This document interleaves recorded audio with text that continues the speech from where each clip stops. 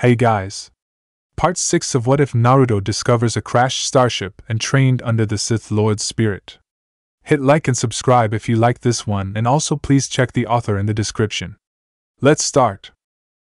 We are paid, that's all. We are God.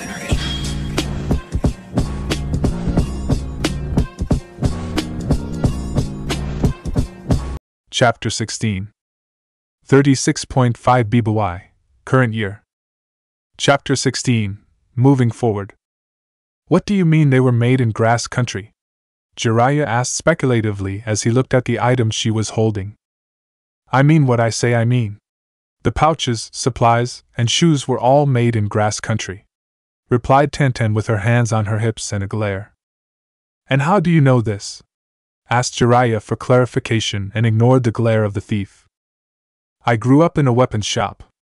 I know how to tell Konoha and Fire Country supplies from all the other villages, stated Tenten, and she folded her arms across her chest. Jiraiya's thoughts about possible punishment for the two thieves were quickly replaced with thoughts about the new information he just received. He knew that whenever an academy student graduated, they were given a weapons pouch, shuriken pouch, and standard supplies as a graduation gift. These supplies were always made by the village or by Fire Country. No village or even ninja would ever purposefully purchase supplies from another village. It just wasn't done, unless they were a missing nin. The fact that Naruto was carrying these items from grass country was definitely giving him a bad feeling. The supplies were from another village, and the sword was a fake, he thought to himself as he built off this new information. If the supplies weren't correct and the sword was a fake, then what did that mean for the body? Earlier he did find something wrong, but at that point he couldn't figure out what, but now he was sure. The seal isn't the real thing either, he realized. It was definitely the correct seal, however what he didn't see before was that it wasn't his student's seal. He could recognize his student's work. Minato didn't make that seal, and if the seal was a fake that meant that the body was a fake too. He put together, and it made sense, however it left him more questions. Who was in the morgue? How did the examiner not discover the body was a fake? How did grass country factor into it? Where was Uzumaki Naruto? He started with the question that seemed the most out of place, which concerned how grass country was involved. In order to figure that out, he needed to determine where and when Naruto would have encountered anyone from grass country. The answer hit him immediately, and he needed to get to the ninja archives to figure it all out and determine if his hunch was correct. He was about to leave when he remembered that he still had two guilty genin standing before him. He could have turned them over to the ANBU, but their illicit activities had actually helped him, and the information he might find out from what the girl had revealed to him would likely make up for what he caught them doing. Despite this, he still didn't think they should just get off and decided to put them to work. The records room was an incredibly boring place, and looking through all the files he needed was both time-consuming and tedious. It would take a while to find the files and information that he needed if he just went by himself. Unless I had a few unpaid workers helping me out, he thought, and smiled at the two genin who both started to get a bad feeling about what would happen next.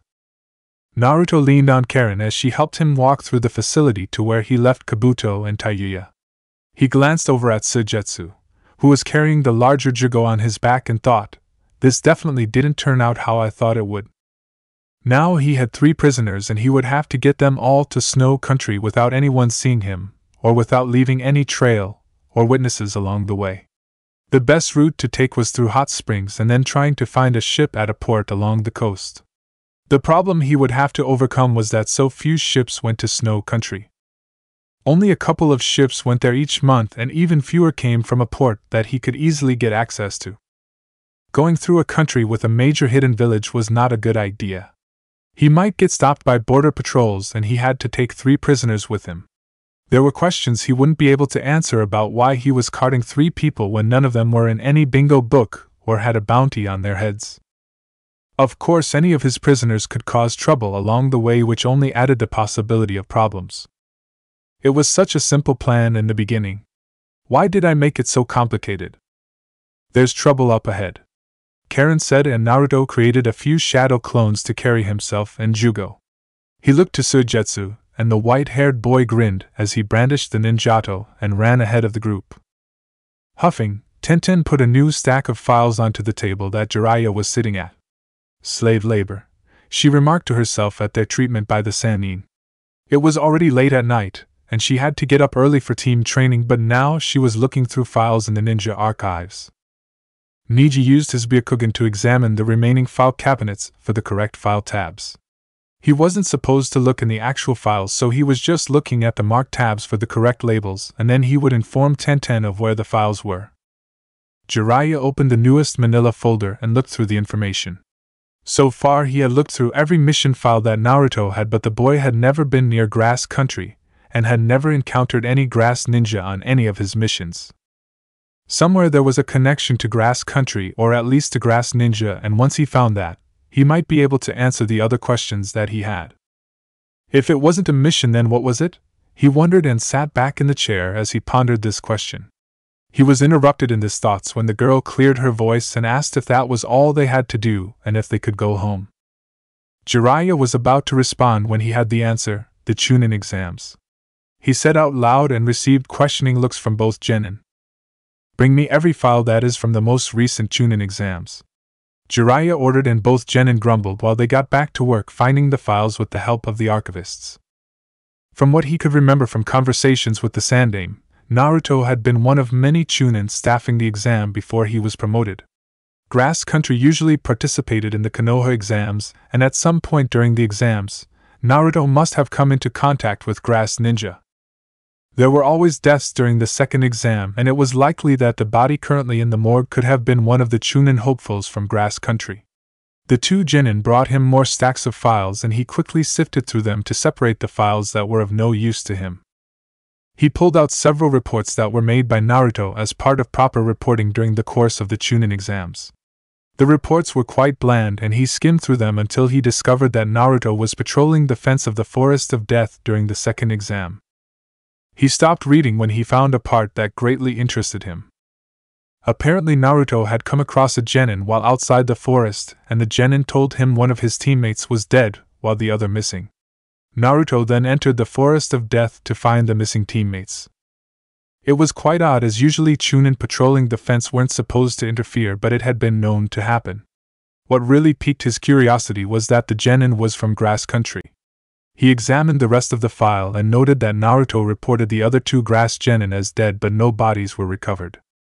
He read intently when he came to a part about encountering Orochimaru and the examined proctor, Mitarashi Anko. He again stopped and thought, at least it doesn't appear that he even so much as spoke to Orochimaru, but perhaps it's best to be sure. Turning to Tenten, he asked her to retrieve another file from the archivist concerning a report made by Mitarashi Anko about what happened in the forest, and also had Niji get the report by the surviving grass genin. Whenever deaths occurred during the Chunin exams, they had to have a short report made by the surviving member or members so that they had documentation of the death on file. Despite signing a waiver, it still helped to have extra documentation. Jiraiya waited for his genin helpers to get back, and Tenten was the first to come back with a file. Jiraiya opened the file and skimmed through it to where Anko wrote about her encounter with Orochimaru. He skipped areas of text that talked about eating dango, as well as a long rant by Anko concerning how she wanted to kill her former sensei, and what methods she planned to employ if she ever got the chance. He finally came to the area he wanted and read through it. Then he read through it again just to make sure he was getting the facts correct. Anko had mentioned running into Naruto, which he already knew about. However, she also mentioned that Naruto was traveling with someone else, a red-haired girl from the Hidden Grass Village. His mind worked through possibilities to explain this, and he had a good feeling that Anko's report was the one he should go by for what events really took place. Naruto encountered a grass kunoichi and traveled with her through the forest. It's likely that the kunoichi was part of the genin team whose member he already ran into earlier. However, he reported the two members of the grass team dead. Did something happen to the girl before he left the forest? He wondered and didn't like where the train of thought was taking him. If Naruto found one member of the grass team, then he may have also found the other as well.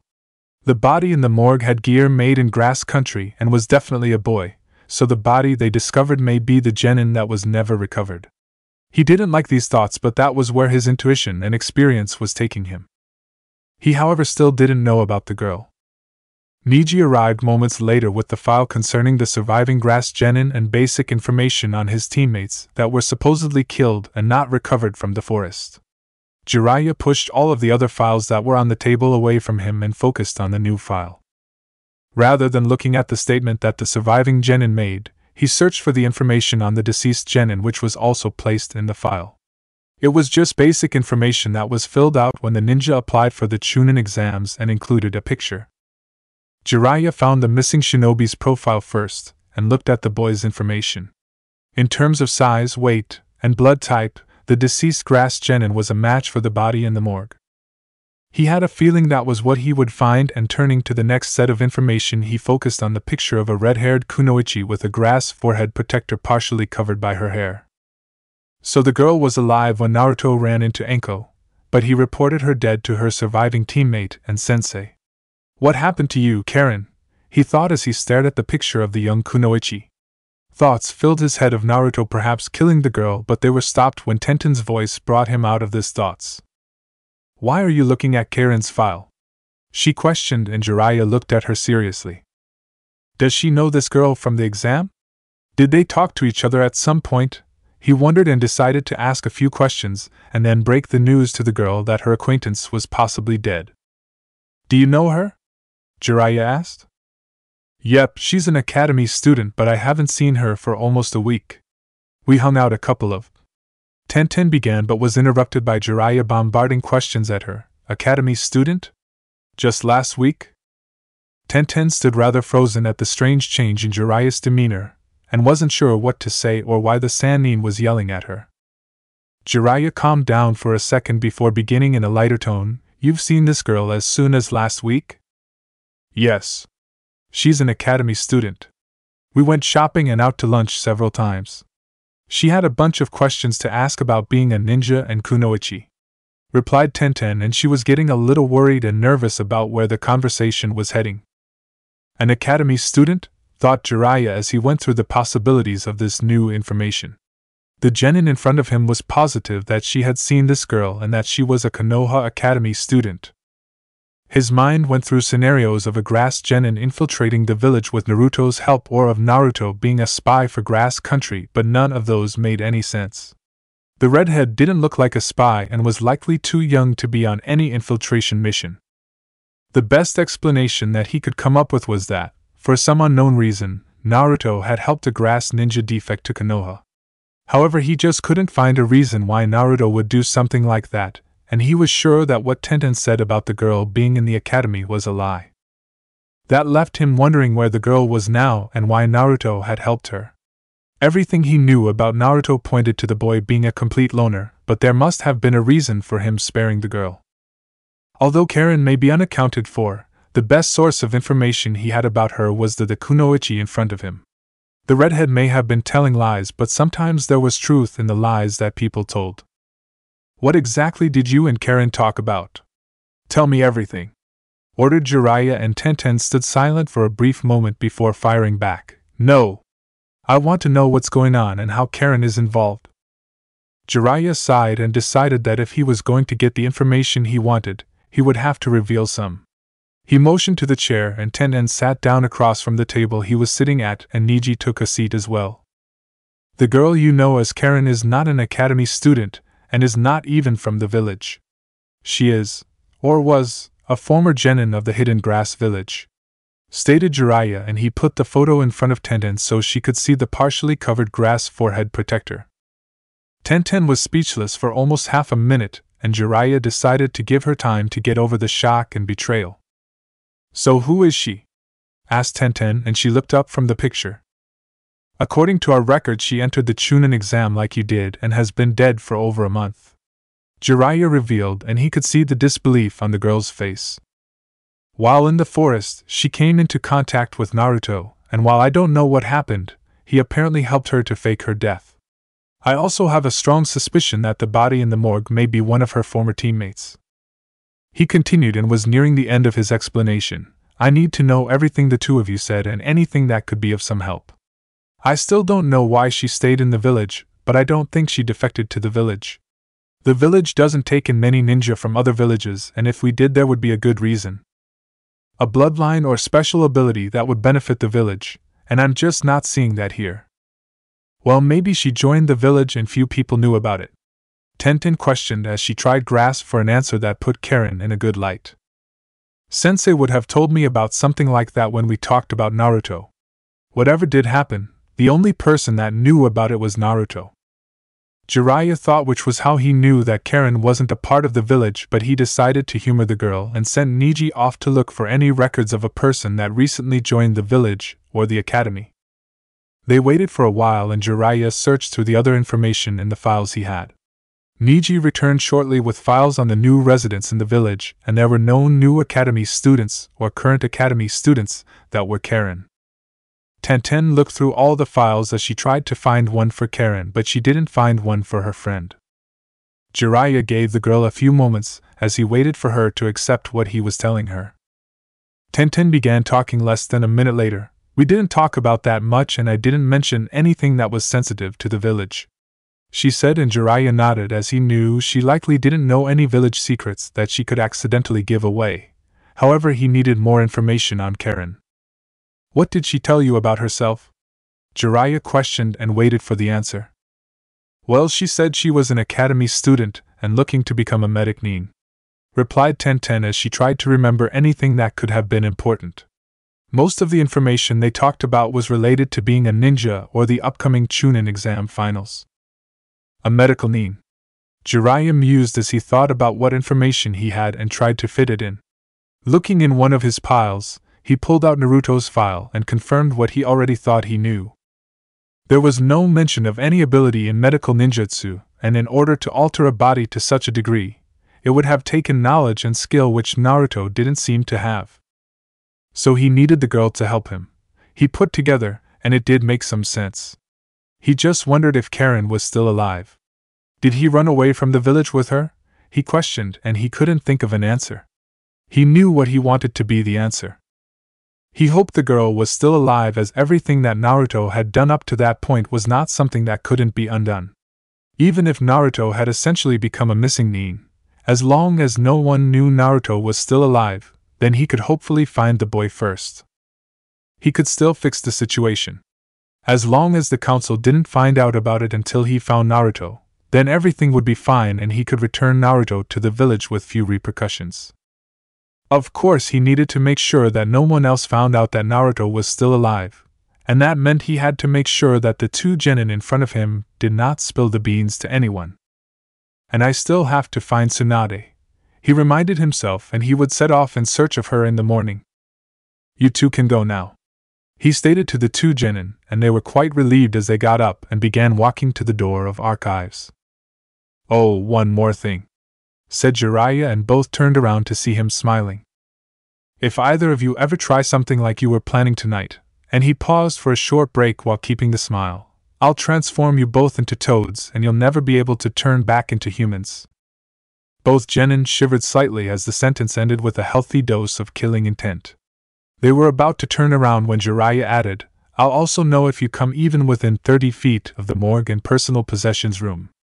Everything you learn tonight is an S-ranked secret, and you aren't to discuss it with anyone. The atmosphere instantly changed when he added the last sentence, and the smile was replaced with such a serious look that both still stood there looking at him seconds after the statement was over. Kabuto and Taiyuya's heads turned to see what the noises were that came from farther down the hallway. It sounded like someone was moving rubble. Taiyuya had only just woken up and found herself tied up as well as gagged. She was rather angry at being near Kabuto and the fact that the white-haired ninja was not gagged, and she was. From their cell, they could see down the hallway and noticed that there was some debris at an intersection a short distance away. Kabuto figured that it was likely Naruto coming back from wherever he had gone and attempted to once again free himself from his bonds. The endeavor was again futile, and he knew that Naruto had thought about everything concerning his bonds and his possible escape. He figured this was likely because of all the time that they spent together on a team, and had no idea that Naruto had a much better look into his head. Glancing over at the struggling Taiyuya, he knew that they wouldn't be able to do anything to get free in the near future. Taiyuya still had her cursed seal, but if her chakra was as drained as his was, then the seal would be little help. pulling on the chakra in the seal, while low on chakra would likely cause her to be taken over by the seal. While this would help him, it would kill her, and he knew she wouldn't go for it, especially after she and the rest of the Sound Four had been explicitly told what would happen. The removal work down the hallway continued, and eventually they heard talking. However, while he could hear the voices, none of them were Naruto, and he couldn't hear Suigetsu either. That's not good, he realized, as they were likely in one of Orochimaru's facilities, and earlier the ground had shook numerous times. Kabuto's mind worked fast, and he reasoned that this might be the prison facility in the north. If something happened in the facility, the prisoners would take any opportunity to escape, and most of them had curse seals. He closed his eyes and focused on his hearing as he ignored Tayuya's muffled sounds, as apparently she had realized that something was wrong as well. He was able to pick up several broken sentences from different people between the thuds and thumps of rocks and debris being moved. Just a little farther. I can't wait to get out of this hellhole. Are you sure there is an exit this way? The guards are way more concerned with other parts of the facility. Oh crap. Kabuto thought, and he doubled his efforts to get free. He moved himself over to Tayuya so that they could help one another. The kunoichi had excellent hearing and likely heard more of the conversation than he did, so she was just as panicked and desperate. Quite possibly, a group of cursed seal experiments were headed their way, and they were not only trapped in a cell but tied up and helpless. The subjects in the prison hated him, and he knew what they would do to Tayuya. As they struggled, the voices and noises got louder and louder until they heard, "Finally we're through." Footsteps could be heard of at least 6 people crawling through the remaining debris and walking down the hallway. They frantically struggled in order to be able to defend themselves in some way against the coming group. The steps got louder until they were right in front of the cell. "I thought you said nobody was in this part of the prison?" asked one as they looked at the 2 struggling figures on the floor. The others crowded around the cell until one of them recognized Kabuto. Well, if it isn't Orochimaru's right-hand boy toy. Is this some kind of game that the 2 of you play? And he laughed along with the others. It can't be.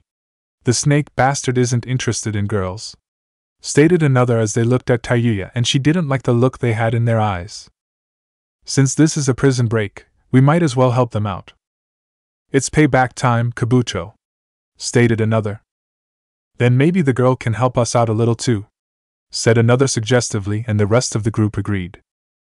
The 2 helpless captives watched as one of the groups started changing with the curse seal, and it seemed that he had much more control of it than most of the other prisoners.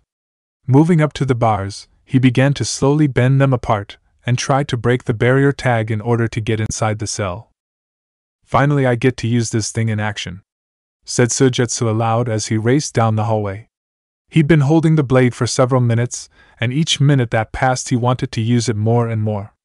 He wanted to see what it could do and was itching to come across someone to use it on. Coming to the corridor that Naruto had collapsed, he smiled as Karen was right and someone had apparently come through there. Reaching the intersection in the hallway, he kept his speed and ran up the side of the adjacent wall instead of slowing down to turn. A prisoner was standing right there, and he smiled as he swung the blade from his position on the wall. The red blade quickly passed through the man's neck and neatly decapitated him. Suigetsu flipped in the air and landed in the middle of the group as they just finished bending the bars enough to get at the prisoners inside. With a quick smile at their shocked expressions, he swung the blade behind him and removed the legs of the mutated man standing behind him. 2 men in front of him charged, and he swung the blade while dodging their attacks. The blade efficiently removed several limbs, and Suigetsu left them to bleed out as was his standard practice. He may come back to finish them off when he was done. The 4 he attacked were helpless against his blade, and even the partially transformed prisoners stood no chance as he removed another man's arm, and then cleaved him in 2. It wasn't until he looked around for anyone else that he noticed that one of the prisoners had managed to get inside the cell, and was holding the red-haired girl by the throat. He didn't want to stop as she meant nothing to him, but he knew that Naruto had some purpose for her, so he stopped his assault right as the man with the hostage spoke. "Come any close and I'll snap her neck," stated the prisoner.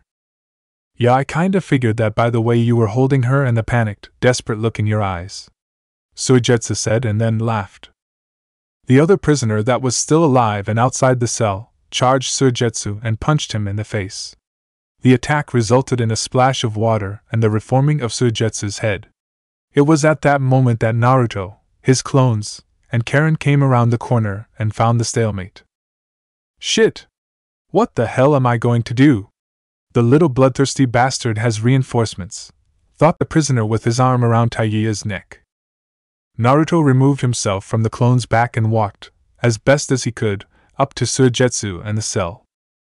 Stay where you are, the man demanded, and the other prisoner stood his ground but was still wary of Suigetsu and the newcomer who seemed to be in chair. Everyone ignored the muffled shouts of Taiya as they faced each other in the standoff. Naruto was the first to break the silence and speak. I have no idea who you are and I don't really care. If you let the girl go, you can both leave alive. Suigetsu frowned slightly at the declaration as he really wanted to finish them off. The prisoner stared at the cloaked figure and just smiled as he knew he was in a good position to get something more. Then he looked over to Suigetsu. Gimme that sword, brat. Hell no! Responded Suigetsu, and he looked down at the beautiful blade. There was no way he was giving it up. Give him the blade, Suigetsu. Naruto commanded and Suigetsu responded, No way, it's mine. Naruto frowned and glared at Suigetsu. Using the force, he spoke to him. May I remind you that the blade is not yours and is mine, said Naruto into Suigetsu's mind. The boy was momentarily startled at the voice in his head but quickly composed himself. Oh yeah, he remembered and wondered why he had thought the blade was his. Though reluctant to part with it, Suigetsu took a moment to get one last look at the blade before he tossed it to the man. The blade parted from Suigetsu and spun perpendicular to the floor with the blade facing down and the handle pointing at the ceiling. You better not be giving him such a great blade, Suigetsu said to himself, but he had the feeling that Naruto did hear him. As the blade neared the man, he stuck out his arm to catch it. It was then that Naruto acted, moving his hand underneath his cloak as he used the force to control the blade. The blade suddenly rotated so the point of the blade was facing the man, and then shot forward with far more speed than what Suigetsu's throw had given it. The prisoner was taken completely by surprise and the red blade pierced through his eye and out the back of his head before he had a chance to do anything. He fell over a moment later and Taiya was left standing there with a shocked look on her face. Kabuto looked on with interest as he had never seen the blade that Naruto was carrying, nor seen him use a sword in the way he just had. He wasn't even sure how Naruto had managed to move the blade like that. Orochimaru had been able to do something similar with the Kusanagi, but that made the blade glow with his chakra and he saw nothing with his eyes that would indicate a chakra string, nor any jutsu. The last remaining prisoner ran as fast as he could down the hallway in order to put as much distance between himself and the group as possible. Suigetsu, duck, Naruto said, and smoke erupted as he unsealed the disc blade.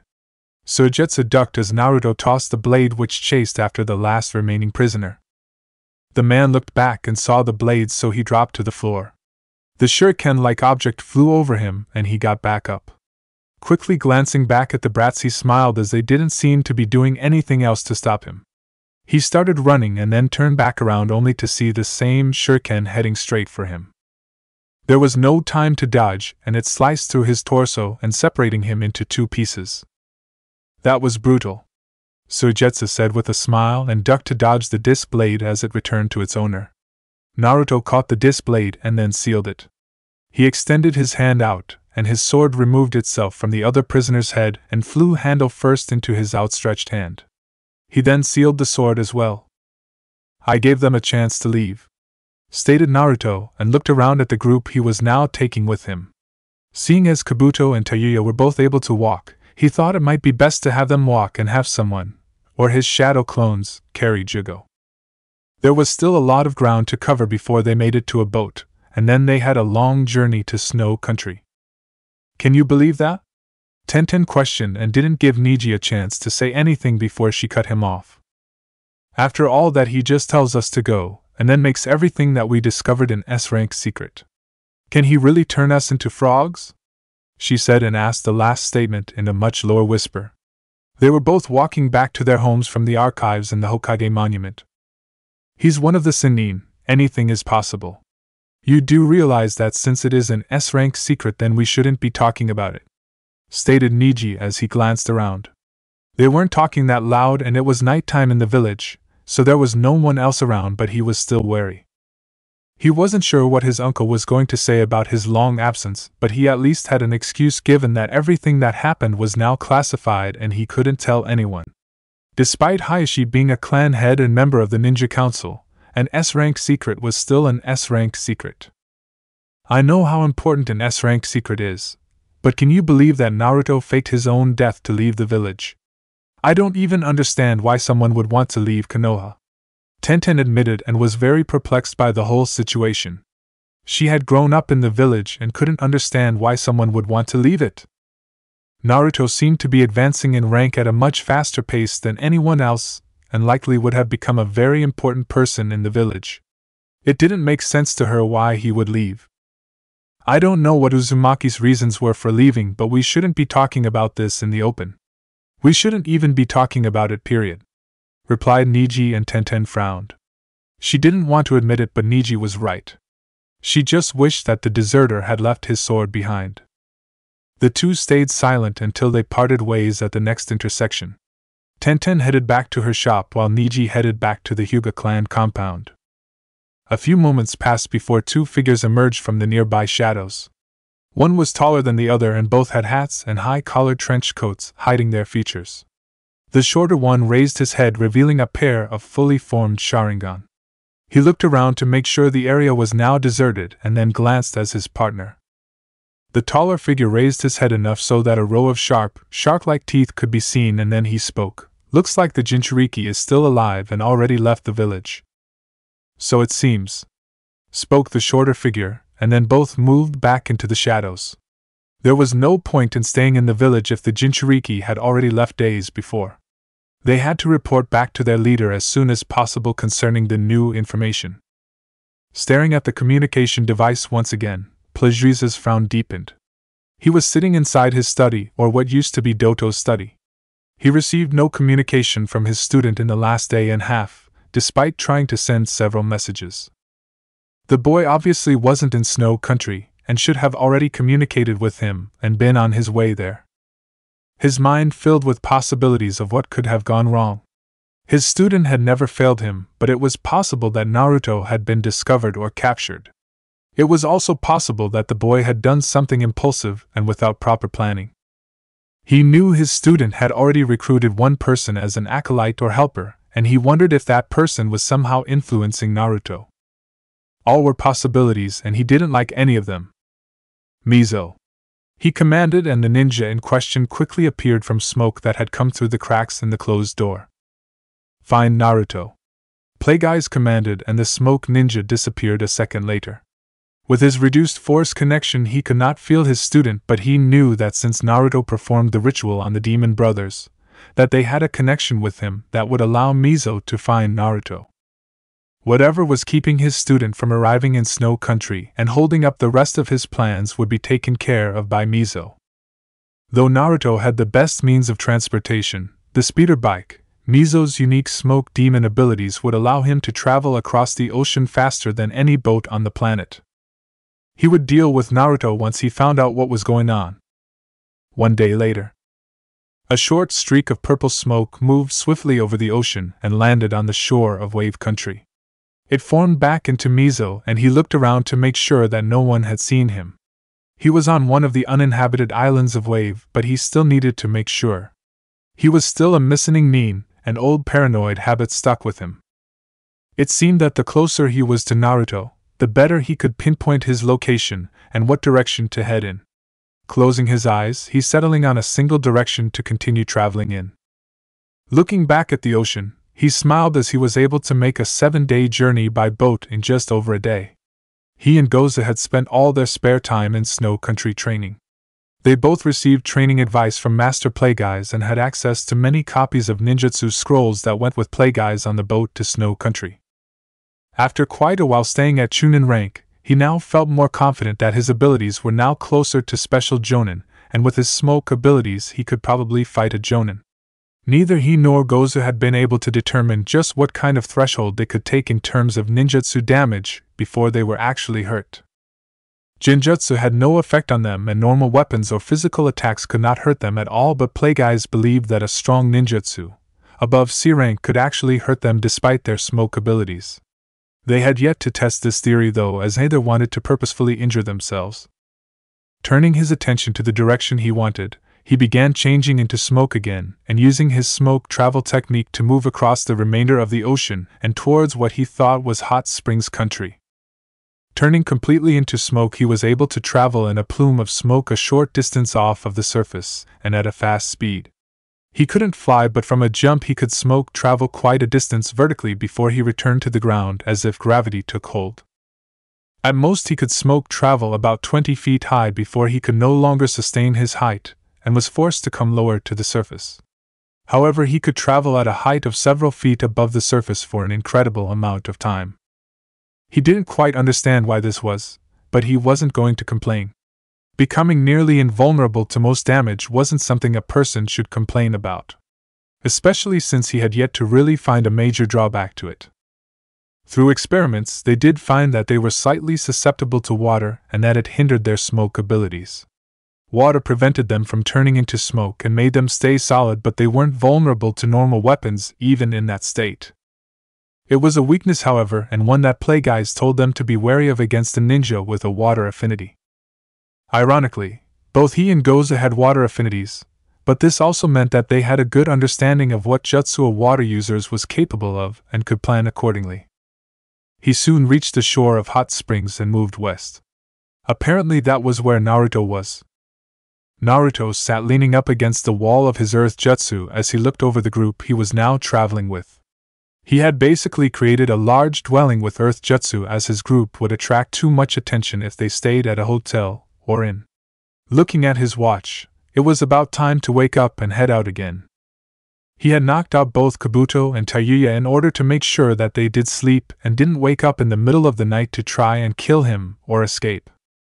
They might be able to reach the coast by morning, and then from there they needed to find a boat that would take them to snow country. The benefits of his impulsive plan greatly outweighed the cons, but he would likely have to prove such notions to Master Plagueyes and explain his impulsive decisions.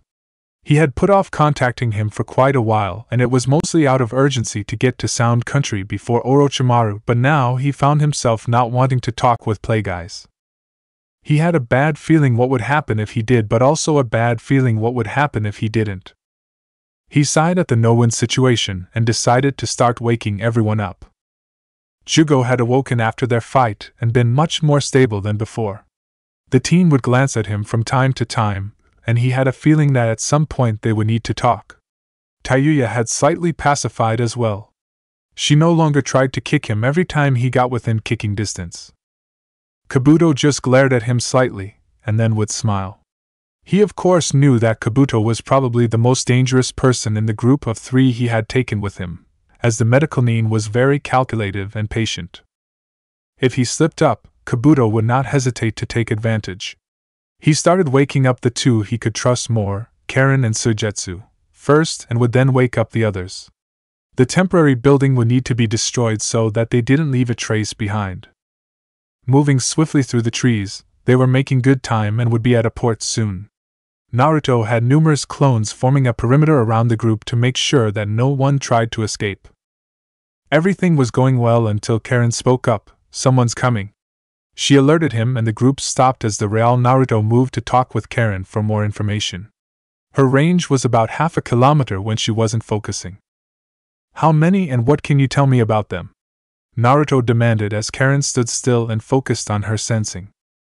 "It's just one, but they're coming right for us and fast," she responded, and Naruto was about to unseal his sword and create a defensive formation when he felt the person in question. A smirk appeared on his face, and he mentally ordered his clones to stand down. He knew exactly who was coming, and was glad. A cloaked figure sped out of the trees and landed right in front of the group.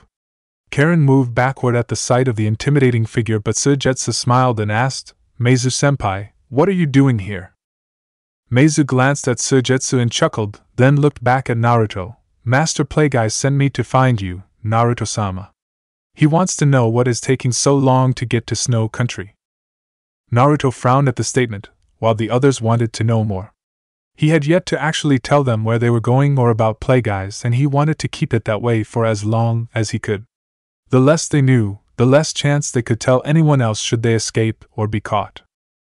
It was obvious, though, that it could no longer wait, and so he signaled to the others that they were taking a break. Removing his large scroll from his back, he went about unrolling it to find the communication device that he had sealed into it. Though just a short distance away, the others were very intent on finding out what was going on, and just who Master Plagueyes was and why Naruto apparently needed to contact him. Kabuto found it very strange that the ninja spoke with respect to Naruto, but also respect to the other person. Despite what he had seen, Naruto was still only 12 and he could easily see the boy working for someone else, though he had no idea who that person was. He watched as Naruto unsealed something from the large scroll and wondered what the device was. It had a monitor and some kind of antenna. Though he was familiar with many pieces of technology, he had never seen something quite like what Naruto had. The device seemed to have been put together from other electronic devices and didn't look like something that anyone could buy from a manufacturer or that was mass-produced. I wonder if he made it himself, he thought, but wasn't sure as he had never noticed Naruto being interested in any form of technology. Naruto adjusted the device and the screen turned on to static as he answered the message and awaited for Plagueyes to respond. The screen quickly changed to that of a person, but it was hard to make out details from sitting so far away. Well, if I can't make out the figure, I'll just listen in, thought Kabuto as he and several listened to what was going on. However, while they could hear the conversation, it didn't really matter because both appeared to be speaking in another language. From what he could tell, there was no hesitation, and it seemed Naruto spoke the other language fluently. This was also strange as he had never heard of anyone speaking another language, ever. He didn't even know that there were other languages spoken in the elemental countries. There were some delays, Master, responded Naruto in basic. How many delays? Demanded Plagueyes as he could see through his student's vague response. 4. Naruto quickly responded, and he looked intently at his master to judge the man's response to the information. Keeping his thoughts to himself was difficult with Plagueyes' yellow eyes boring into him. 4? Plagueyes repeated, and he wanted to be furious and to choke his student through the communication device. And you just decided this on a whim? He questioned, and Naruto could feel the restrained fury coming from his master. No, I had been thinking about it for a while. An opportunity presented itself and I took it. Gato's body took a deep breath and then exhaled as Plagueyes continuing staring at his student. Naruto had basically gone rogue and done whatever he wanted instead of coming to Snow Country. The chance of their discovery was probably greatly increased because of his student's actions. Is he realizing just what kind of power he has over me in my current condition? Perhaps he's testing me or my flexibility. Plagueyes thought, but had difficulty reading into Naruto's real intentions. Bringing in one person wasn't that big of a deal, especially if she was a censor, but now adding 4 more people. It concerned him what Naruto might be planning or his reasoning. Is my student just going soft and unable to eliminate the loose ends? How can he trust 4 people he just met? You had better have a good explanation for your actions by the time you get here. If not, then you'll deal with the extra baggage you've accumulated by yourself. Are we clear? Demanded Plagueyes, and Naruto responded, Yes, my master. There is a boat heading out from Hot Springs Country, which I assume is where you are. See that you make it in time. I'll arrange for transport. It isn't a shipping vessel though, so make sure that you don't cause problems and aren't discovered or reported. I understand, master. Acknowledged Naruto, and he bowed slightly. I await your arrival. Don't keep me waiting any longer. The transmission ended and Naruto was left with his thoughts while he absently continued to stare at the empty screen. He had good reasoning for taking each of the 4 new people that were coming with him. However, while he could see the advantages, he wondered if Master Plagueyes would see them as well. Turning to the group of 4, he contemplated which were the least likely to be accepted by his master. Suigetsu seemed like the most likely to be accepted, so he knew he didn't have to worry about him. Kabuto could go either way, and so could Jugo. They could both be highly valuable, or not interest Plagueyes in the slightest. However, Tayuya seemed like the least likely to be accepted. While she did have limited genjutsu ability, it all focused around her flute, which was currently in his possession. He was not aware of her having other genjutsu ability, and without her flute she may not be very useful as it was a large liability to give it back to her. She did have a curse seal, but with Jugo and all of Orochimaru's research and notes, that really didn't matter. Looking at the girl in question, she sneered at him and his gaze. That isn't really helping, he thought as he also acknowledged the fact that she was likely the biggest flight risk and hardest to deal with.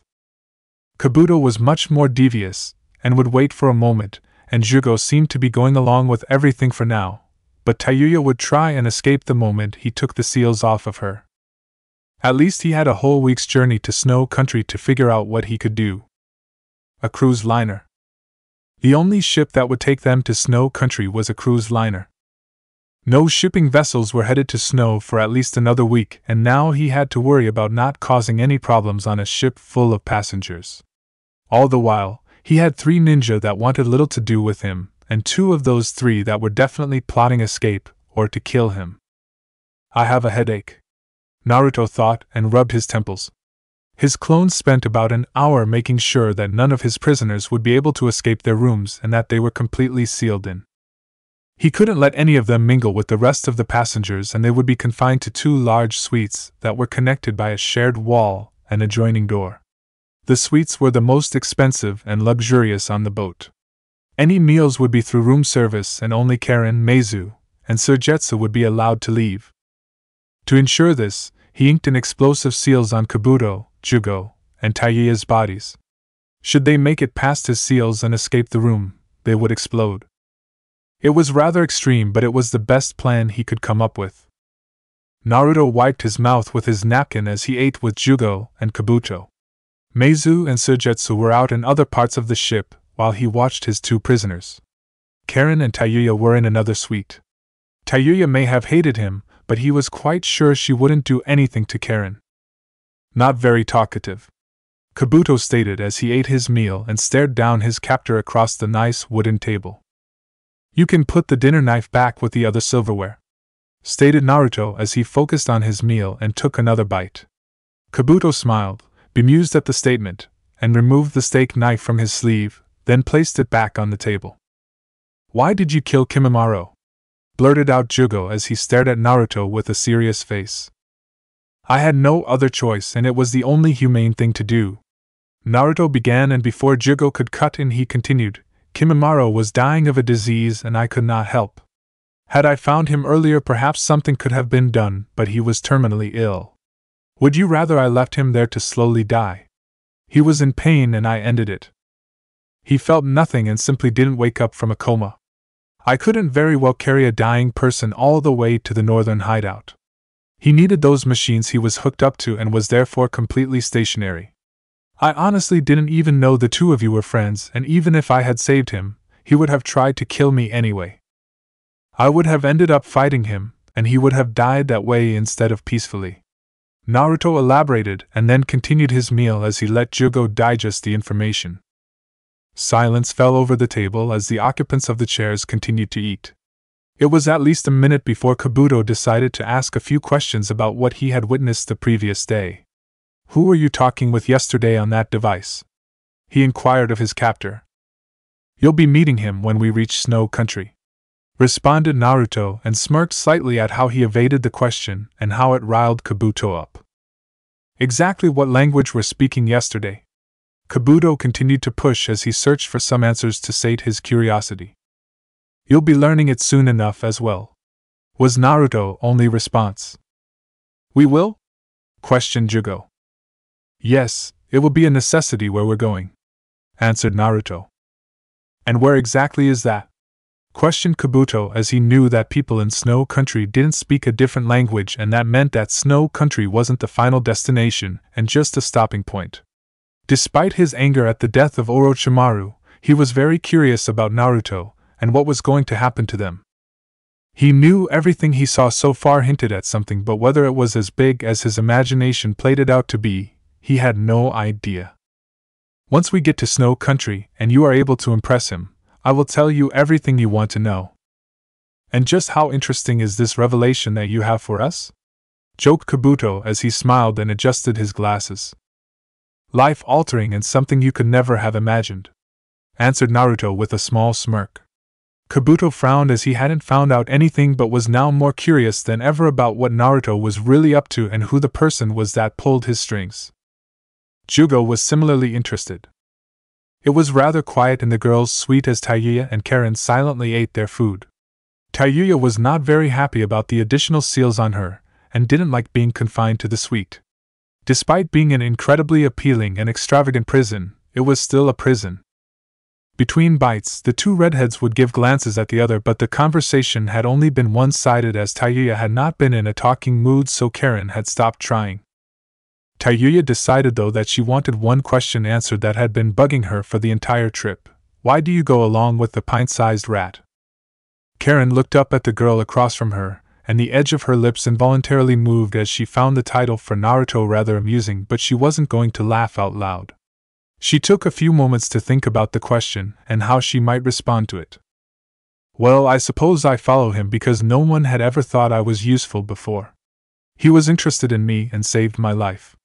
So far, going with him has been better than staying in my village. He's given me instruction and many scrolls on medical ninjutsu that I would never have been given or even had access to while I was still in hidden grass. I've never been able to be so useful before, and I never had much of a purpose. Karen answered, and the answer itself made Tayuya's eyes narrow. Basically, Karen had joined Naruto for nearly the same reasons that she had joined Orochimaru. No one had been the least bit interested in her when she was living on the streets, but Orochimaru had been. He had given her instruction and power. She became useful and had a purpose.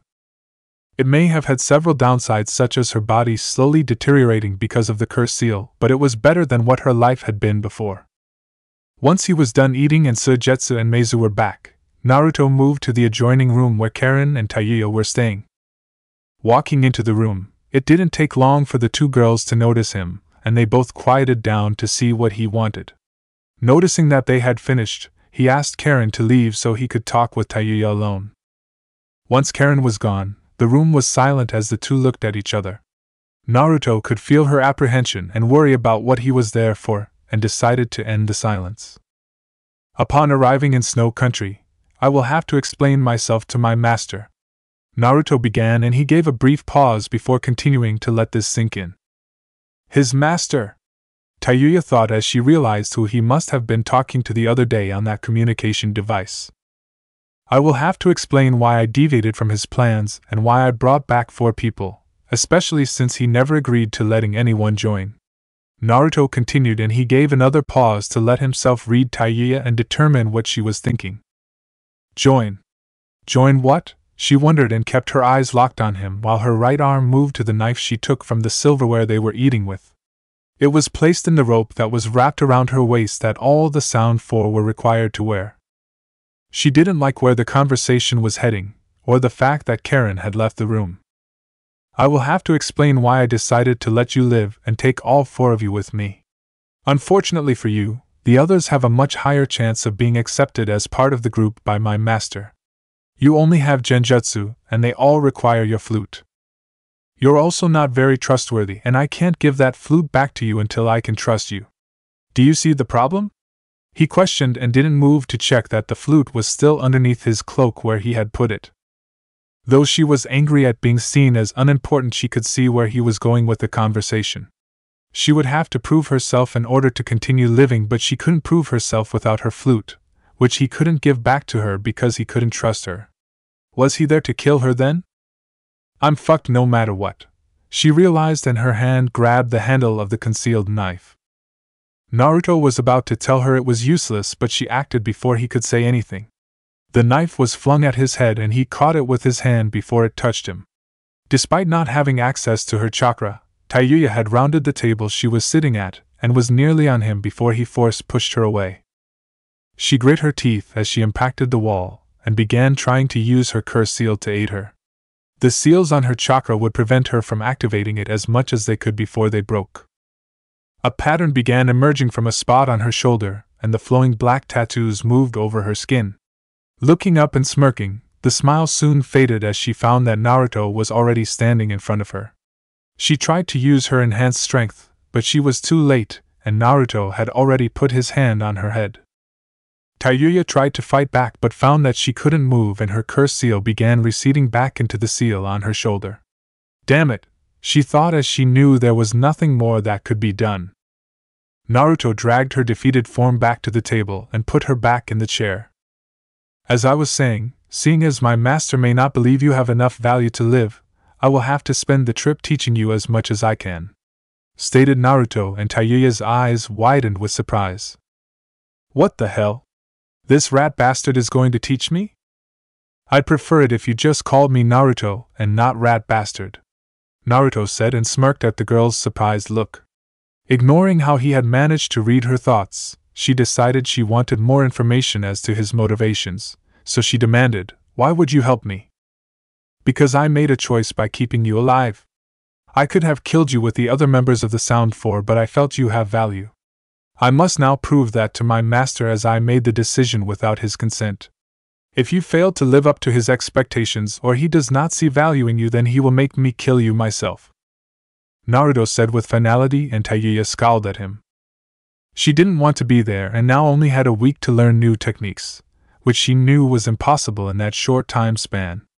In order to save her life from the whims of someone she had never met and never wanted to meet, she had to do something that was impossible. This fucking sucks ass. And what the hell can you possibly teach me in a week's time? She voiced her concerns over the deadline that was slowly waning. You'd be surprised at how much I can help you in a week. I was thinking I would spend the time working on genjutsu since it's your strongest area of expertise. You will need to learn genjutsu using hand seals and not just your flute, stated Naruto, and he pulled up a chair to sit across from her. Deciding it might be best to just go along with it, and given that she really didn't have much of a choice, "Fine, you can spend the entire trip trying to help me not get killed by some asshole I don't even know." Naruto didn't respond and ignored the name she had referred to Playguys as. "I suppose you must be quite proficient in genjutsu then?" she inquired as she was slightly interested in getting more genjutsu. "Nope. I can't even use genjutsu," confessed Naruto, and he smirked underneath his hood. "What?" Tayuya responded and grabbed a fork off the table to kill him with. Naruto grabbed her wrist, twisted her arm, and maneuvered her to the floor, where she impacted with a thud. "How the fuck you supposed to help me then? You might as well kill me, you stupid bastard!" She yelled into the carpeted floor, and Naruto could feel her anguish and fear. Though the girl seemed very strong on the outside, he could tell that she was actually close to tears. Her situation was bleak and he thought about letting her go, but he really couldn't, given that she had seen his face and might tell someone. There was also nowhere else for her to go. Konoha had her image in their bingo book, and she had helped in the assassination of the Sandaime, as well as working directly for Orochimaru. The only thing she could hope for was to join one of the few small clans in Sound Country that were not under Orochimaru's control, and even then, they wouldn't trust her. The only thing keeping her safe was Orochimaru, and now that he was gone, there was nothing else, and she knew that. Using the force to calm her down as he relaxed the knee he had on her back, he loosened his grip on her arm, and waited to begin speaking again until he knew she was properly listening. "Despite that I am not able to use genjutsu, this does not mean that I can't help you. I know numerous genjutsu, and have all the knowledge and theory behind them. I can teach them to you," he tried to assure her. Despite the likelihood that in 1 week's time she would learn next to nothing from him, she decided to take the small hope. If it didn't seem to be working out, then she would put all her efforts into escape. "Good," Naruto said as he knew she had given in. "Now all you have to do is look into my eyes," he stated, and stared into the brown eyes across from him. "Is this some kind of joke?"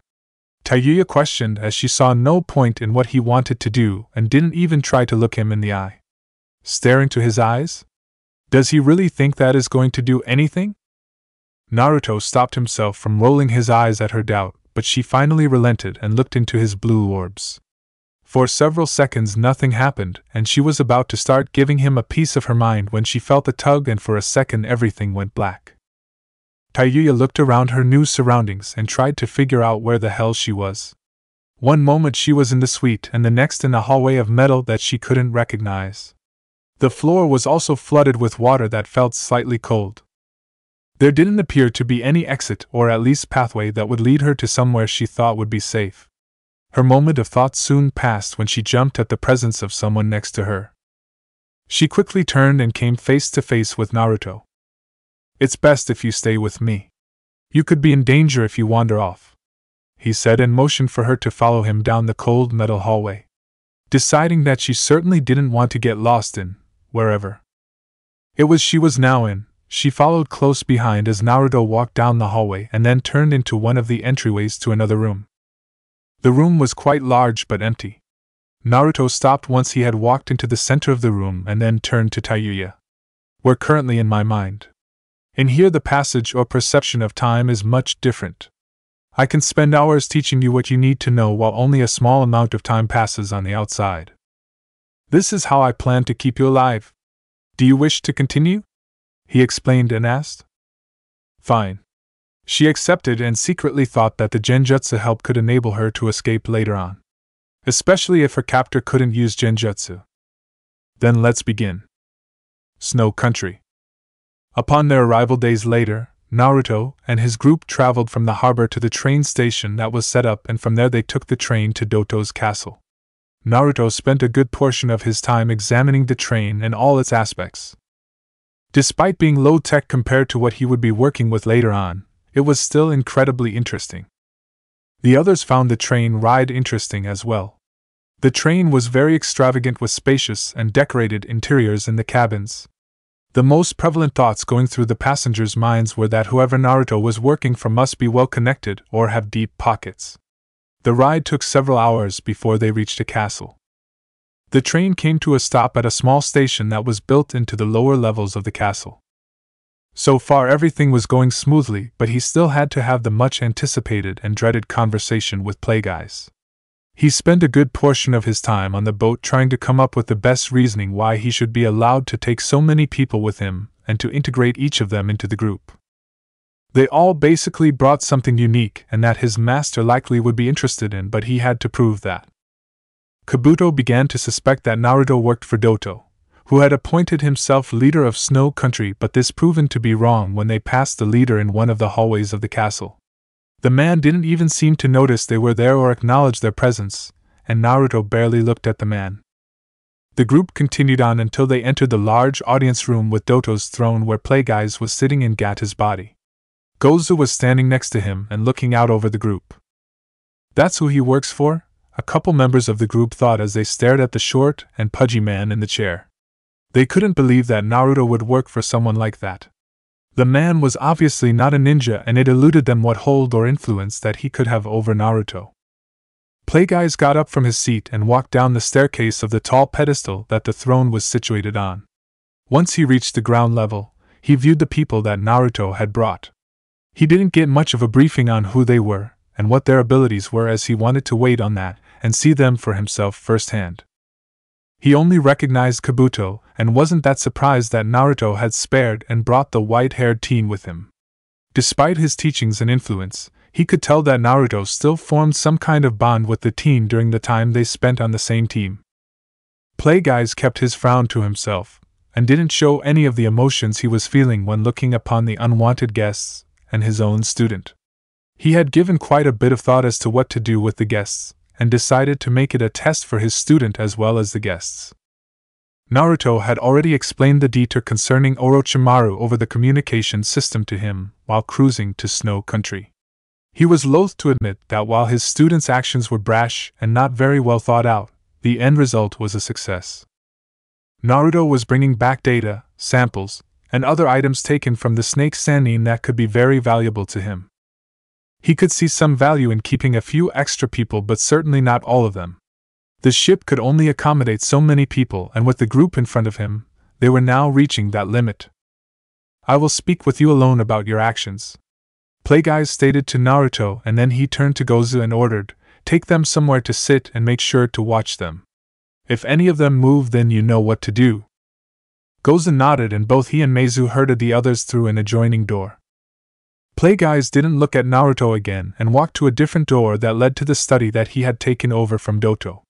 Naruto quietly followed and shut the door behind him. Naruto sat in one of the chairs that were placed before the desk and stared at his master. Playguys looked back and decided to start the conversation that had been on his mind for a whole week. I don't recall any communications between us of you going off to Sound Country to fight Orochimaru. In fact, I distinctly remember telling you not to get involved with the snake Sannin. Why is it that after years of following my orders and wishes to the letter, you just decide to completely ignore my orders and do whatever you wanted to do? I wasn't gone for that long. Elaborate for me, your reasons.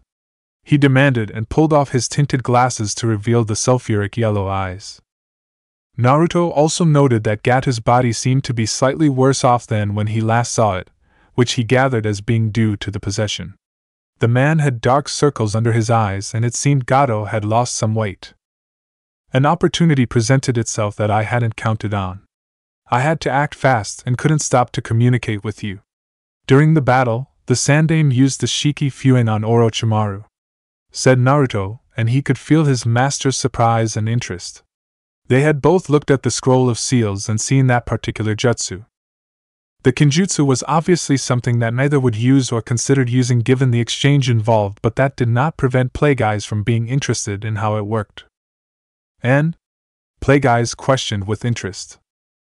I believe that the Sandaime was only able to seal away Orochimaru's arms before dying. The skin was darkened and appeared to be dying off on both arms. They were completely useless and hung limp. He even needed to rely on his guards to get him out of the village. With both arms gone, I knew he couldn't use the majority of jutsu he knew. I made a decision to reach Orochimaru's base before him and set a trap. Karen and I rushed as fast as we could to Sound Country and didn't stop until we made it to the bunker. We got there before Orochimaru and his group and were able to set a trap, said Naruto as he took a break to try and determine what his master was thinking. Playguys mulled over the information as he sat silently in his chair. The situation may not have been as bad as he thought. Perhaps I shouldn't have waited to talk with him in person and had him explain this over the communication device. He thought and pushed it aside as it was already done. Naruto knew without Playguys telling that he was then supposed to continue his explanation, and so he did. I set traps for 3 of Orochimaru's 5 guards. The 5th guard was terminally ill and seemed too far gone to do anything, so I ended his life. Karen detected another person in the facility, but I wasn't able to do anything about them as Orochimaru had just arrived. At that point I put my plan in motion. I removed those that I didn't think could be of use and then trapped Orochimaru inside his own lab and fought with him. During the fight he showed his true form, which was that of a white snake, and he attempted to take over my body, stated Naruto carefully, and he waited for his master to absorb everything before he continued. He was choosing his words carefully to make it seem like when he accessed the Kyuubi's chakra while fighting Orochimaru, that it was the first time he had ever done so. Playguys was growing more interested in the story as Naruto went on. His previous anger was fading as his methodical and knowledge-hungry side slowly took over. He was curious about Orochimaru's technique to stave off death and switch bodies. Considering that he knew the real Naruto was sitting in front of him and not Orochimaru, he knew his student had dealt with the situation, but he wondered how. Naruto again knew when he should continue without any words being said. I had to access the Kyuubi's chakra in order to prevent myself from being taken over by the technique, he stated, and instantly saw the reaction on the face of Gato as well as felt his master's feelings. Oddly, he thought he felt worry coming off his master. So he accessed it. Playguys thought, and he tried to determine if anything about his student had changed. There was no doubt in his mind that accessing such power would prevent Naruto from being taken over by Orochimaru, but he was concerned about repercussions of using that power. He wanted to make sure that the beast had no control over his student and hadn't done something. When you accessed it, what did you feel, and did you notice anything out of the ordinary? Questioned Playguys with curiosity. I felt great hatred and power surge through me. I was quite bloodthirsty, and it was good that no one else was around, otherwise I might have attacked them as well. It even seemed to increase my connection to the dark side. However, it was incredibly difficult to control the power and the extra emotions that were not my own. I reversed the process on Orochimaru and devoured his soul. After that I was able to push the power back to where it came from, as I no longer needed it, but it was difficult.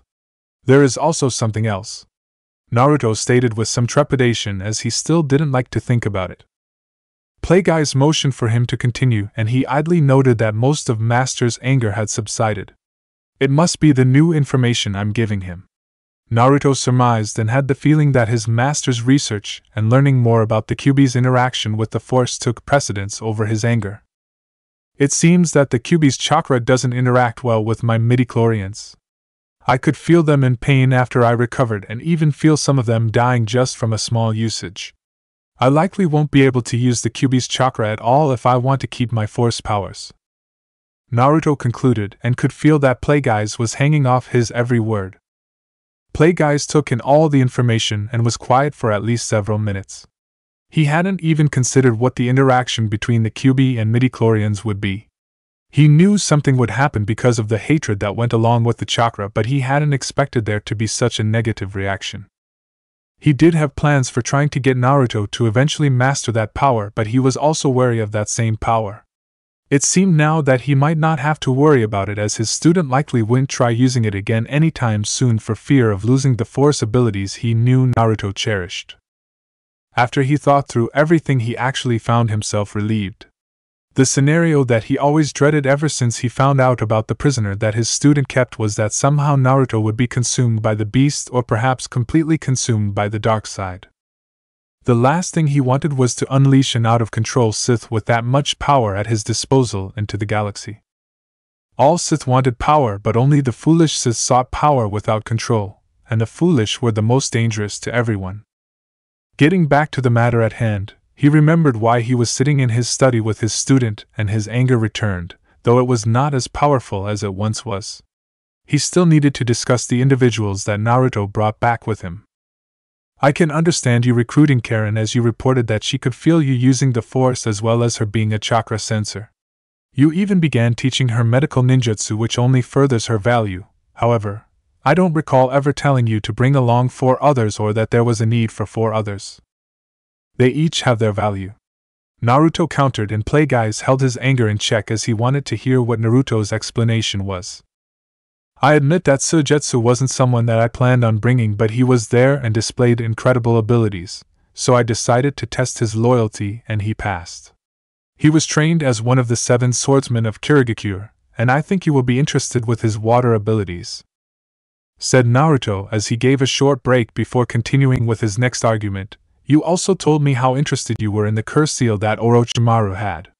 The blood of Mitarashi Anko that I sent you didn't prove very useful in your research, did it? Naruto questioned, and Plagueye's didn't argue the fact that it hadn't.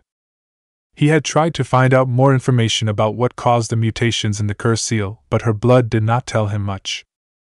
So I brought Jugo, the original carrier of the bloodline. Though I did have some problems in the beginning, I think he would prove incredibly useful for his abilities and your research. By problems, are you referring to the fact that he tried to kill you? Plagueye's guessed and knew from Naruto's surprise and sudden lapse in concentration that he was right. He has had problems controlling his abilities, but I haven't had a problem in the past week and am confident that I can handle him should a situation occur. Mizo and Gozu would also be quite helpful should that kind of situation arise, Naruto added, and then moved on to the next person he brought. I thought Kabuto might be the most beneficial to you, as has first-hand experience with most of the research that Orochimaru was working on, and which I brought with me.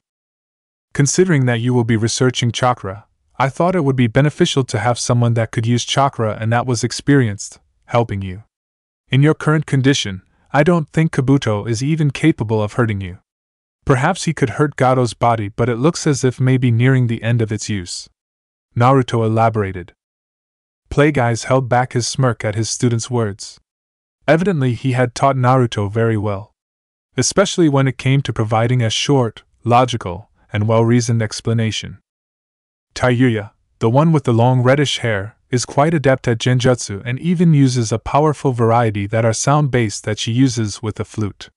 She also has a summoning that I thought you might be interested in as well, finished Naruto. And why exactly did you think that we would need a person that can use genjutsu? Questioned Plagueye's, as Naruto's last explanation didn't seem as good as the other 3. Because I can't use genjutsu. It was you that taught me to recognize and compensate for my weaknesses. Having a person that is able and well versed in genjutsu seemed like the best compensation for my lack of ability in that particular art. I may even be able to better train myself to resist them," contended Naruto. His face was serious, and his mind guarded. "Well played, my student, though you never mentioned how trustworthy Kabuto and the genjutsu-using girl were. Especially since they were former pawns of Orochimaru," reasoned Plagueyes. Despite being impressed that Naruto had managed to skillfully defend all those he brought with him, there were still details that had been purposefully left out. He had yet to see them for himself and had doubts about the last two, though he did have a plan to determine the loyalty of those that Naruto brought with him. In just a few moments he would put that plan into action. "Exactly how much did you tell them about myself and the overall plan?" questioned Plagueyes, as it was definitely something to consider. Naruto should not have given any information like that away to anybody, not matter how much he trusted them. "They know of your name as the person that I work for, but that is it. I told them nothing about the ship or our plans. They are here because they wanted to come with me or because I made them come," answered Naruto, and Plagueyes wasn't very thrilled with that answer.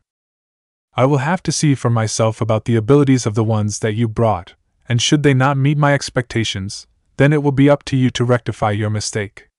You seem to put a great deal of faith in those that you just met. Did the Force tell you that you could trust them to this extent?" questioned Plagueyes. Naruto thought for a second about his master's question. Truthfully, the Force had never told him whether or not he could trust all of the people he brought with him. He knew that at the moment he couldn't trust Kabuto or Tayuya, while Jugo was only slightly more trustworthy than they were. However, his feelings were that, given some time, they would be his allies. "No, the Force did not tell me that, but I feel that they can and will be useful to us," replied Naruto, and the answer confused Plagueyes.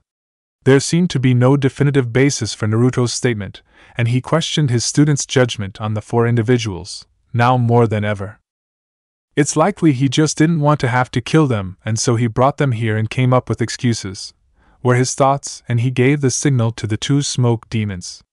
A little test would help prove if what Naruto said was plausible. Naruto felt some kind of telepathic thought traveling from his master and going to a nearby room. It took him a few seconds to figure out what was happening, but he quickly caught on. Gozu and Meizu eyed the people they were ordered to watch but were secretly smirking behind their masks. Plagueyes had given them special instructions to test the guests. They removed the chakra-suppressing seals on each person, and were each figuring out who might take advantage of the situation they would present. They had already placed bets.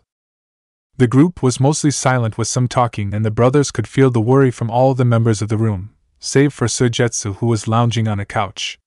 They were in a waiting room with several couches and seats, but the two smoke demons were still standing and watching while the others remained seated. At some point they would receive the signal and then intentionally let their guard down and see which of the group could actually be trusted and who was a liability. Should one of the group try to escape or attack them, then they were to kill that person in the method that would instill the most fear in the remaining members, which was by devouring them. As smoke demons, they were able to use their smoke and encapsulate a person. They would then pull the person inside of their bodies, where the captured individual would be devoured by the smoke. It was an effective means of getting rid of a body and didn't have much of an effect on them. They didn't taste the person or anything like that. They weren't even sure what really happened to the person or how the smoke was able to devour flesh and leave no trace of the person that was devoured. What they did know was that they could do it, and had on one occasion, as Plagueyes wanted to see if they could. If anything, the devouring made them temporarily stronger. The feeling faded, but they did not feel any kind of hunger or pleasure for devouring another person, which was actually something they were grateful for. Both pairs of eyes widened slightly as they received the signal from Plagueyes. Now they were just waiting to see who among the group was the least loyal to Naruto, and would take the bait they would provide. Meizu moved from his standing position to a painting that was on the wall, and began inspecting it. His back was turned to the mostly silent group, and he was the perfect target for an attack. Gozu moved to one of the chairs in the furnished room and sat down. He reclined and slouched in the chair while putting his arms behind his head to stretch. Kabuto quickly glanced at the pair that were guarding them. He recognized them from the Kiri Bingo book as the Demon Brothers.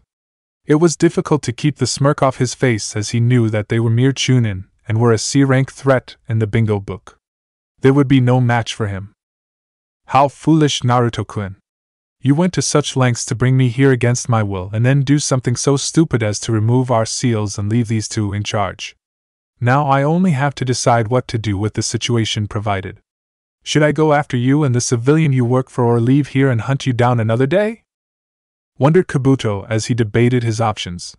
He remembered both fights that he had with Naruto and spent most of his time on the journey reviewing the fights and discerning what Naruto had used against him. This proved incredibly difficult, however, and he still wasn't sure what techniques Naruto could use, but he did have one trump card.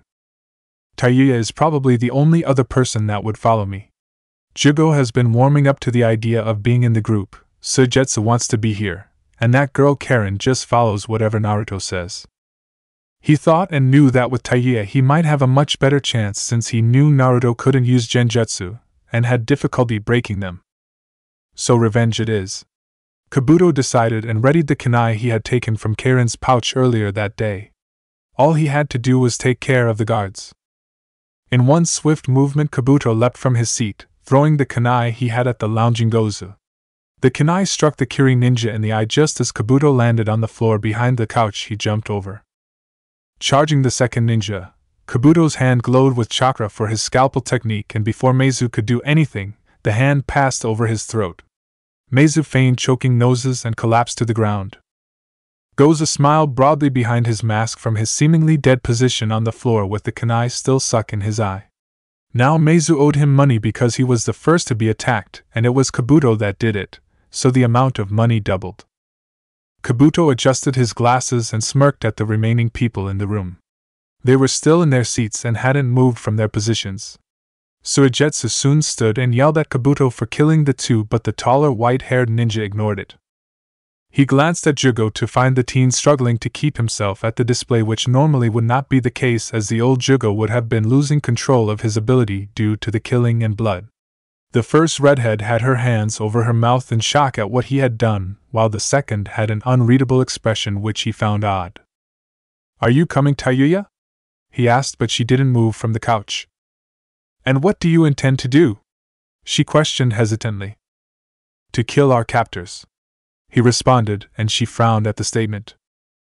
"I don't have my flute, dipshit," she soon replied.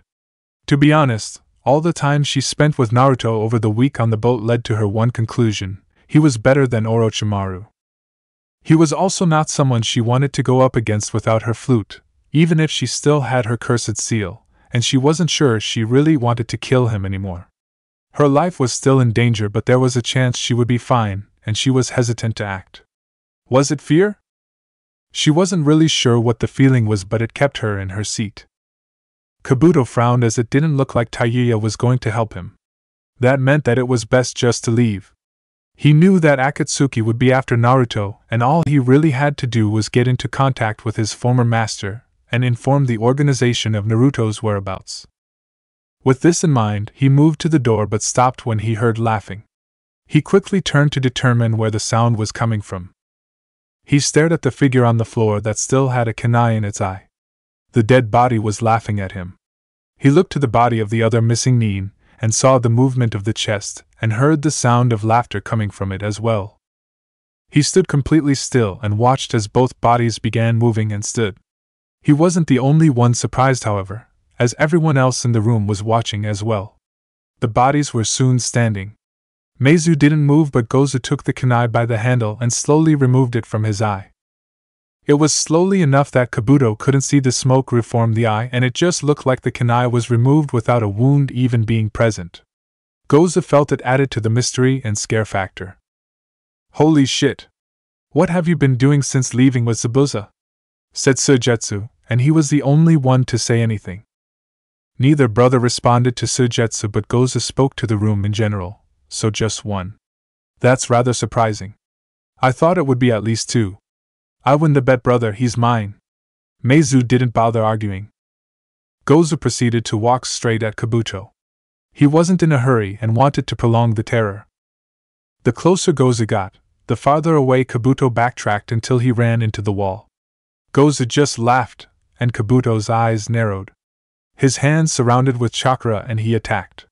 He aimed for vital areas and Gozu didn't stop him, or make any move to block the attacks. He now knew that the chakra scalpels could do little to harm him. They simply weren't powerful enough. Strike after strike swiped at the intended targets, and Kabuto eventually stopped just to see if it did anything. Gozu just laughed again and stretched out his arm. The hand and forearm changed into smoke and shot forward at Kabuto. The smoke was thick enough to latch onto Kabuto's arm, and the white-haired teen was unable to remove it from his arm. Slowly, Kabuto was pulled forward toward Gozu. He tried to put chakra in his feet and stop himself from being pulled forward, but that just resulted in his feet screeching on the floor as he continued to be pulled. "You shouldn't have tried to betray the host's generosity. Now you'll be devoured," said Gozu as a few smoke tentacles came out of his chest and latched onto Kabuto's leg, thigh, and neck. Kabuto was now only a few feet from Gozu and he tried in vain to attack the Kiri ninja, but nothing worked. His punch with his free hand did nothing and his chakra scalpels still had no effect. The others watched as Gozu let down his arm, but the tentacles holding Kabuto still slowly pulled the teen closer. Kabuto's arm eventually came into contact with Gozu's chest, and instead of touching it, Kabuto seemed to move into the chest as it turned purple and more thick smoke came out to envelop the hand and arm of Kabuto. Kabuto's breath left him as his arm was enveloped by more smoke, and it continued to move farther into the chest of Gozu. He was terrified and could no longer feel his arm. It was as if it just wasn't there anymore. His head was pulled down as most of his forearm was lost to the torso of the monster in front of him. The smoke enveloping him continued to move to his neck and then up his face. Kabuto tried to use his free arm to push against Gozu and get his arm free, but found his other hand trapped and also being pulled into Gozu's shoulder instead. Kabuto heard screaming and soon realized that it was his own. He was shoulder deep in the man, and his face was now only inches from the purple chest of Gozu, and he wasn't stopping. The smoke that was enveloping him began moving into his mouth, and his scream was silence. "I was surprised the girl didn't move. Did you have something to do with that?" Plague Eyes questioned as he sat with his student in the study. They could both feel what was going on in the room just down the hall.